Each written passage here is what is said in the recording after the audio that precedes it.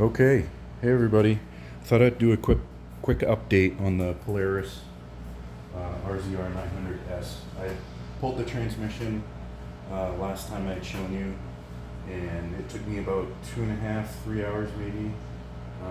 In that, I am getting in there where you couldn't clean before, and I cleaned around everything, and got that case out, split it, and then found the reverse chain. Of course, I think I showed you it was sitting at the bottom of the case, and the new chain is put on, but you will need a couple tools. So you'll need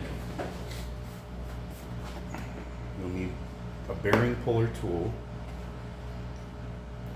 And what I found was, with this, instead of the tapered side, use the flat side, and it'll ride against the inner part of that bearing, putting pressure on the inner, not the outer. Because if you put too much pressure on those outer, you'll need a new bearing. Then might as well save yourself a couple bucks, and then you'll have the tool. So you put that on, put these studs on, press it out, and it comes off really, really easy. That was literally 15 minutes to get that bearing off, the new reverse chain in place, and it back on. I think it was, so what you want to do is you pull that bearing, you'll take off your first set of there's two sets of forks. The first set will come off, that'll slide off. Then you'll have a snap ring, take that off. There'll be a washer and a large gear. You'll take that large gear off, then you can put that chain on, put everything else back on, and then when you put your bearing back on, just take a socket that'll fit the inner part of that bearing, tap that on lightly, and that goes right into place. You'll want to use, hold on just a sec. You'll want to use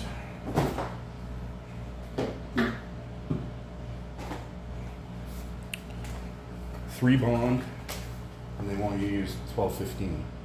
It is, I think this was like 30 bucks. But that took me longer putting that on than it did replacing that chain. So it wasn't a hard job at all. It was 20 minutes, and then another 20 minutes to put that on. You want to put it on both sides of your case, nice and thin, even coat. Let that set up for 24 hours before I put any fluids in it. But I let it set up anyway, because you'll have some come out the outside of your case, and then trying to handle that when it's wet, you'll get it all over the place. So I just let it set. I put that back in. It took me 3 hours to get that back in. So the total time of the job, not including the cleaning, because I cleaned out everywhere I couldn't get before, was about 6.5 or 7 hours. So count on, it would be a day by yourself. And it doesn't weigh that much, maybe 40 or 50 pounds. The transmission's, it's an aluminum case. The gears inside are, what's the heavy part? They call for 44 ounces of fluid. The fluid you're going to use, you want this AGL Polaris fluid. That's just what I used, what they recommended. And tested it. I replaced the CV axles while I was in there too. Checked all the seals, all the bearings, everything looked great. Works as it should. And if anybody's looking to do the reverse chain, they do offer a kind of an upgraded, it uses the stock gears but a stronger chain, and I think that's like 95 bucks. And then your stock chain is about 60. So if you want to go that route. Next up is I'll have the front, so I got to do the CV axles in the front. There's a couple torn boots either side of the rack. I just replaced this piece of plastic. This lower door was cracked, and just easy stuff from here on out. Not that that was really hard. On a 1 to 10 difficulty, or 0 to 10 difficulty scale, I'd give it maybe a 2.5, just for the fact that everything is really tight in there, and just getting everything where you want it, your hoses and everything resituated. Oh, and I almost forgot to mention, so when you take that off, you have an intermediate plate that that goes between your engine and transmission. That's an aluminum plate.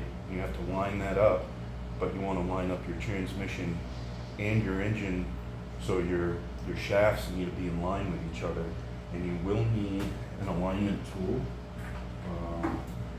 I've used, so it looks something like this.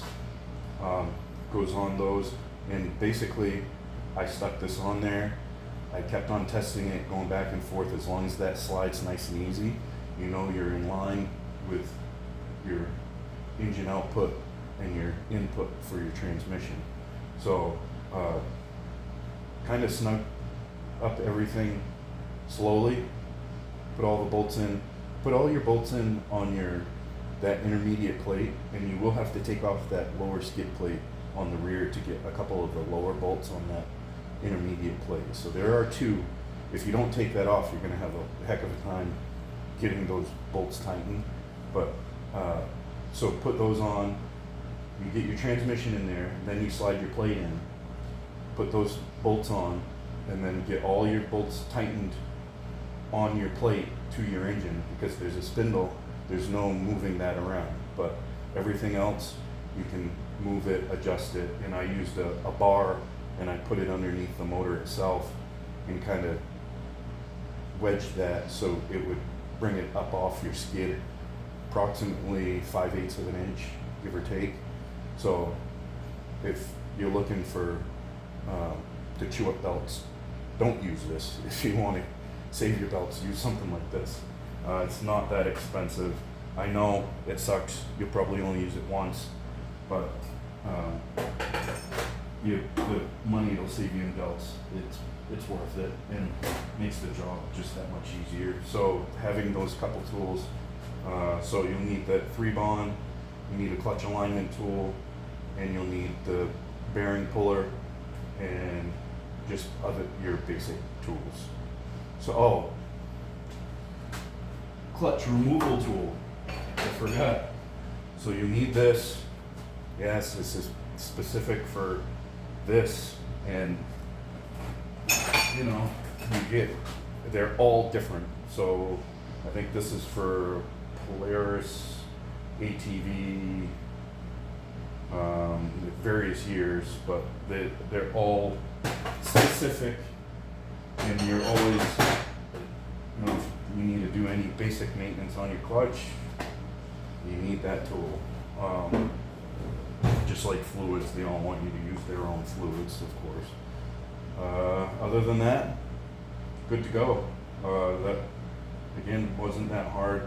If you have one of these, and I guess it's pretty common breaking that reverse chain, don't be afraid to get into it and fix it yourself. You'll save yourself a ton of money. So they'll probably they'll charge you for probably 7 or 8 hours, like I said. And going rates of shops right now, I'd say $100 an hour. I'm not sure. I have no idea, but save yourself an easy $800 anyway, and have the satisfaction of doing it yourself. Yeah, you'll have in tools, it was the clutch removal tool is like $20. The bearing puller is another $25. So you'll have $50, and then of course you'll need your basic wrenches and sockets and maybe an impact. If you don't have an impact, you don't need an impact. You will need to put a bar in those your primary, secondary clutch to hold it in place. But other than that, and when you're removing your secondary, so if you are looking at it and it's stuck, because it was stuck for me, you put your thumbs on the inside and you kind of push and pull at the same time, and it'll pull that outside of your clutch and loosen it against that spindle, and it'll allow you to just pull it right off. Without doing that, the thing is stuck. So just keep that in mind. If it's stuck, just put your thumbs, push and pull. and works. It works great. That's it. It works. And next on the list, like I said, front end. I got to check the shocks. I'm getting a banging. I'm not sure if it's the shocks or the CV axles at this point, but I'm changing the CV axles first because those are loose. And then it's reconditioning, getting the plastics all cleaned up, getting the brush guard or the rock sliders in place, and trying to fix that radio. If I can't fix it, I'll probably just remove it. And yeah, that's it. All right, till the next one, guys.